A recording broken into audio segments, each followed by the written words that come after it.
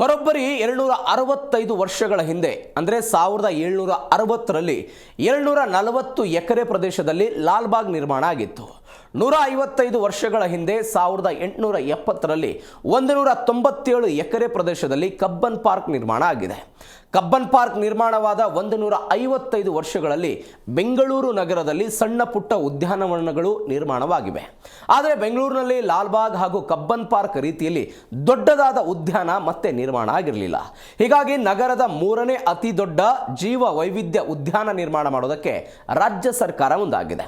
ಹೌದು, ಬಸವಣ್ಣವರ ಹೆಸರಿನಲ್ಲಿ ಯಲಹಂಕದಲ್ಲಿ ಉದ್ಯಾನ ನಿರ್ಮಾಣ ಮಾಡೋದಕ್ಕೆ ಇತ್ತೀಚೆಗೆ ನಡೆದ ಸಚಿವ ಸಂಪುಟ ಸಭೆ ಅನುಮೋದನೆ ಕೊಟ್ಟಿದೆ. ಲಾಲ್ಬಾಗ್ ಕಬ್ಬನ್ ಪಾರ್ಕ್ ನಂತರದ 3ನೇ ಅತಿ ದೊಡ್ಡ ಉದ್ಯಾನ ಇದಾಗಲಿದೆ. ಯಲಹಂಕದಲ್ಲಿ ಅರಣ್ಯ ಇಲಾಖೆಗೆ ಸೇರಿದ 153 ಎಕರೆ ಪ್ರದೇಶದಲ್ಲಿ ವಿಶ್ವಗುರು ಬಸವಣ್ಣ ಜೀವ ವೈವಿಧ್ಯ ಉದ್ಯಾನ ನಿರ್ಮಾಣ ಮಾಡೋದಕ್ಕೆ ರಾಜ್ಯ ಸರ್ಕಾರ ನಿರ್ಧಾರ ಮಾಡಿದೆ.